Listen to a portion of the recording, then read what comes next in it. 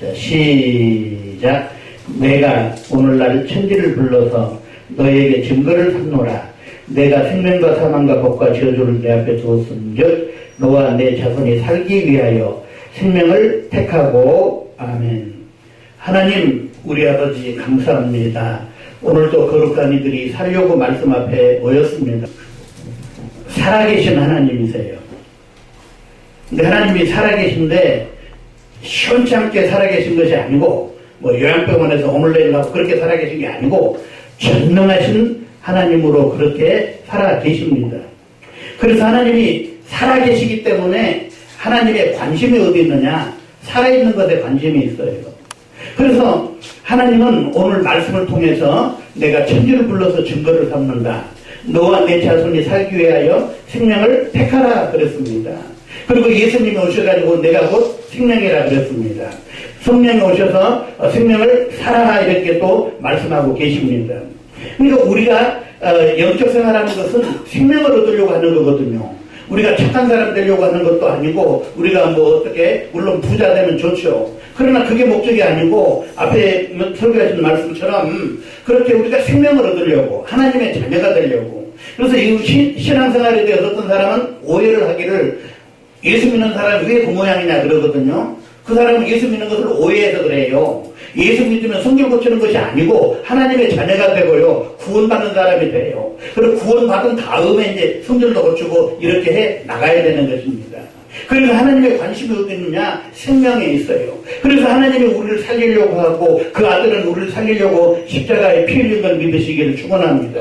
그래서 예수님이 십자가에 피 흘리면서 우리를 사랑한다고 고백했어요. 세상에 많은 사람들이 꽃다발을 주면서 사랑한다고 하지만 예수님은 피 흘리면서 우리 보고 사랑한다고 그랬거든요. 그러니까 예수님의 사랑은 진실인 걸 믿으시기를 주의 이름으로 축복합니다. 그래서 이 예수님이 십자가에서 아버지께 간구합니다. 아버지께 부르짖습니다. 뭐라고요? 엘리 엘리 라마 사박다니. 그 말이 무슨 말입니까? 나의 하나님 어찌하여 나를 버리시나이까 그러거든요. 그러니까 이 말이 힘들어서 하는 말이 아니에요. 그분은 힘들려고 오신 분이거든요.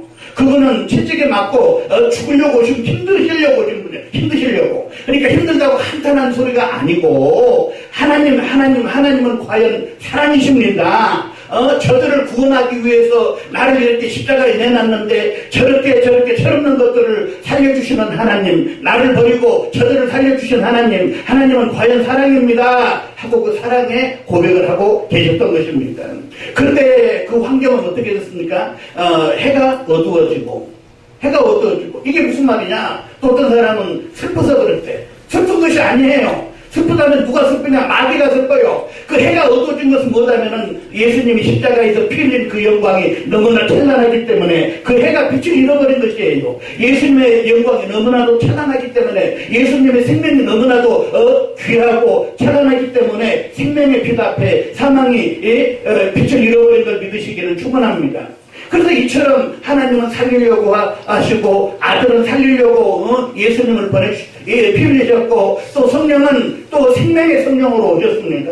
그래서 우리가 하나님의 모든 관심은 생명에 있다. 하나님의 하시는 일은 모두 생명의 일이다 하고 하나님하고 초점이 맞아야 되는 것이에요. 그러니까 하나님이 살리려고 하신다면은 우리는 어떻게 하느냐? 살려고 해야 되는 걸 믿으시기를 축복합니다. 그러니까 우리가 하나님을 믿는 것이 뭐요? 살려고 믿는 것이에요. 예배하는 것도 뭐하러 믿냐? 뭐하러 예배하느냐? 살려고 예배하는 것이고 기도도 뭐하려고 하냐? 살려고 하는 것이거든요. 그러니까 우리 신앙에 우리 인생에 기초가 있다면 그것은 생명의 애착이에요. 하나님은 이처럼 살려고 하는 자를 살려주시는 하나님의 걸 믿으시기를 축복합니다. 그래서 우리는 살려고 하시는 하나님하고 살려고 하는 내 영혼이 초점이 맞아야 되거든요. 그래서 지극히 적은 자 하나에게 하지 않은 것이라 그러니까 어려운 사람 도와주는 것도 되지만 그걸 말하는 것이 아니에요. 내 영혼, 지극히 작은 내 영혼. 그러니까 예수님이 십자가에서 내가 목마르다 하는 것은 우리 영혼의 그 상태를 대변해주고 계신 거거든요. 우리 영혼이 이렇게 갈급하고 목마르고 저주 아래 있고 정말 헐벗고 굶주리고 있는 그 모습을 예수님이 드러내주고 있는 거거든요. 그렇기 때문에 그분은 내 영혼을 살리기 위해서 그렇게 피와 땀을 흘렸던 것처럼 우리도 살려고 하는 생명의 애착을 가지고 하나님께 나가기를 주의 이름으로 축원합니다. 그렇기 때문에 다윗이 시편에 보니까 여호와는, 자 한번 해자 시작. 여호와는 나의 목자시니 내게 부족함이 없으리로다.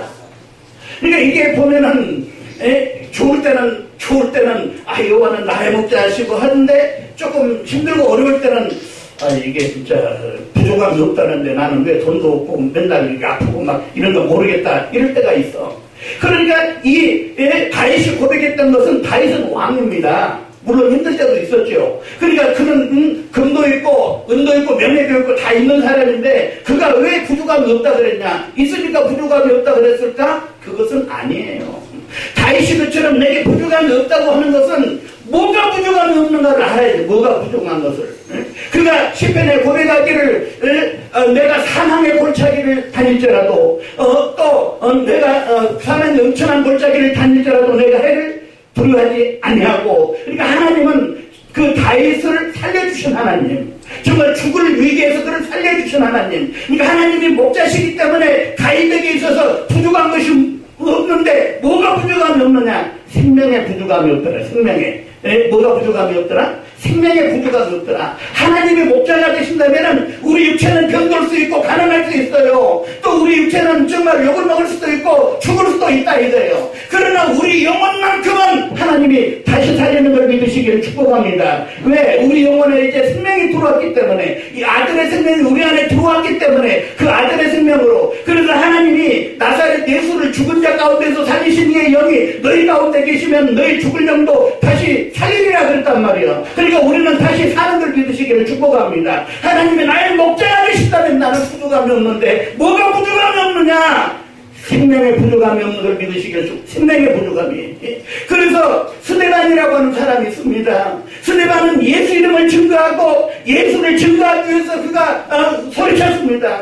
사람들은 듣기 싫어서 그를 돌로 패 죽입니다. 돌로 막 팹니다. 갈비뼈가 부서지고 막 머리빨이 막 깨지고 막 피가 나고 그렇습니다. 살까지 뜯어지고 그렇습니다. 그렇지만 스데반 속에 있는 생명은 깨뜨릴 수 없는 걸 믿으시기를 주의 이름으로 축원합니다. 스데반이 육체가 깨질 수 있어요. 그러나 그 속에 있는 생명만은 깨뜨릴 수가 없었던 것이에요. 그런 것처럼 우리 생명은 하나님의 보호하기 때문에 정말 우리는 이처럼 부족함이 없게 되는 걸 믿으시기를 주의 이름으로 축복합니다.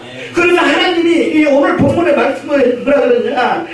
내가 오늘날 천지를 불러서 너에게 증거를 선노하라. 내가 생명과 사망과 복과 저주를 내 앞에 두었은즉 너와 내 자손이 살기 위하여 생명을 택하고 그랬던 생명을. 우리는 생명을 택했습니다. 예수를 택했습니다. 생명 대신 예수 앞에 나왔습니다. 하나님은 생명을 택하라. 예수님은 내가 생명이다. 성령은 생명을 살아 그랬어요. 오늘 이 시간 우리는 생명을 살아야 됩니다. 생명을 택해야 됩니다. 생명 대신 예수님을 우리가 붙잡아야 되는 것이에요. 그러니까 우리가 이 영적 생활한 것은 어떤 착한 사람, 훌륭한 사람 이것보다도 우리는 생명의 사람이 되려고 예수를 믿고 있다는 것이에요. 그러므로 우리는 모두 생명을 택하기를 주의 이름으로 축복합니다. 그래서 하나님이 마태복음 17장에 보니까 예수님이 베드로, 요한, 야고보 세 제자를 데리시고 높은 산에 올라가셨어요. 마태복음 17장에 보니까 그 예수님의 몸이 변형대사 그래요. 변형대사. 그러니까 변형되시고 모세와 엘리야와 예수님 세 분이서 이렇게 대화를 나눕니다. 그때 조금 있다가 변단구름이 그들을 확 벗겨내고 모세도 사라지고 엘리야도 사라지고 누가 남았느냐? 예수님만 남았어요. 그때 하나님의 음성이 들립니다. 저는 내 사랑한 아들이요 내 기뻐하는 자니 너희는 저의 말을 들으라 했어요. 그러니까 제자들이 두 번 충격을 받아. 첫 번째 충격은 뭐냐? 우리 이단이라고 핍박받던 예수님이 모세와 엘리야하고 이렇게 같이 어깨를 들고 있구나 하고 충격을 받았어요. 그런데 조금 있다 그들이 사라지고 누구만 남았냐? 예수님만 남았어요. 그런데 이 하나님의 음성이 들리기를 모세의 말을 들으라도 아니에요. 엘리야의 말을 들으라도 아니에요. 누구의 말을 들으라? 예수의 말을 들으라. 예수의 말을. 그러니까 예수님 오셨기 때문에 이제는 예수의 말을 들으라 그러니까 이 제자들이 얼마나 이렇게 충격을 받았겠습니까? 그러니까 예수님이 이제 아버지는 제자들 보고 너희는 예수의 말을 들으라 그랬어요. 그런데 예수님은 또 뭐라 그랬냐? 사마리아 수가성 여인을 만났어요. 사마리아 수가성 여인을 만났더니 그 여인이 궁금한 게 많아. 그래서 당신이 야곱보다 큽니까? 당신이 유대인입니까? 당신이 선지자입니까? 당신이 그리스도입니까? 계속해서 물어보는 거예요. 그리고 우리 조상들의 말은 예배할 곳이 산에 있다 그러고 또 당신들의 말은 예루살렘 성전이라 그러는데 누구 말이 맞서? 그러니까 말하자면 모세는 성전에 사라 그랬고 선지자는 산에 사라 그랬는데 누구 말이 맞서? 하니까 예수님이 하시는 말이 여자여 내 말을 믿으라 했어요. 그러니까 아버지는 예수의 말을 들으라 그랬어요. 예수는 내 말을 믿으라 그랬어요. 예수의 말을 듣고 예수의 말을 믿어야 된다고 하는 거예요. 그래서 예수님의 말씀이 뭐냐? 여자여 내 말을 믿으라. 예루살렘에서도 말고 산에서도 말고 예배할 때가 온다. 아버지께 예배할 때가 온다. 정말 신령과 진정으로 예배할 때가 오나니 곧 이때라 그랬어요. 예수님의 말씀은 뭡니까? 그동안 너희가 성전에서 예배한다 그랬느냐? 산에서 예배한다 그랬느냐? 아니라 이제는 예수 안에서 예배라. 예수 안에서 성전이신 예수 안에서 너희가 예배할 때 정말 생명 되신 예수 안에서 예배할 때가 왔다 그랬습니다. 정말 우리는 이제 누구의 말을 들었느냐? 아직도 지금 우리가 보면 물론 모세의 말도 교훈으로 우리가 들어야 됩니다. 선지자의 말도 들어야 됩니다. 그러나 우선순위가 예수의 말인 걸 믿으시기를 주의 이름으로 축복합니다. 그래서 예수의 말을 왜 우리가 들어야 되느냐 하면은 예수의 말은 진리의 진리. 예수님이 요한복음 17장 17절 말씀에 하시는 말씀이 아버지의 말씀은 진리입니다. 진리로 저들을 거룩하게 하시옵소서. 아버지 말씀은 진리입니다. 그래갖고 예수님이 하시는 말씀이 뭐냐면은 나는 내 말을 하는 것이 아니고 누구 말을 한다? 아버지 말을 한다. 그러니까 아버지의 말씀은 진리인데 내가 하는 말도 아버지의 말을 한다. 그러니까 예수님 말씀도 그래서 진리예요. 또 성령이 오시면은 자으로 말하지 아니하고 내게 들은 말씀을 기억나고 생각나게 해준다는 거예요. 성령이 오시면 예수의 말을 하고 예수는 오셔서 아버지의 말을 한다고 하는 거예요. 그러니까 아버지의 말씀은 진리인데 예수님은 아버지의 말씀을 성령은 예수의 말을 한다고 하는 거예요. 그래서 그걸 진리라 그러는데 마귀의 말은 거짓말이에요. 왜? 마귀는 아버지 말을 한 게 아니고 누구 말을 해요? 자기 말을 한단 말이에요. 자기 말을. 그러니까 우리가 이 간단해서 자기 말을 할 것이냐 예수의 말을 할 것이냐 우리는 예수의 말을 하기를 주의 이름으로 축복합니다. 자기 말을 한다는 건 거짓말이 되는 것이에요. 예수의 말을 들어야 예수 말을 해야 그게 생명인 걸 믿으시기를 축복합니다. 하나님 우리 모두가 생명을 택하게 하여 주시옵소서. 생명을 사게 하여 주시옵소서. 생명력 있는 영적 삶을 살게 하여 주시옵소서. 예수 이름 받들어 기도했습니다. 아멘. 아멘.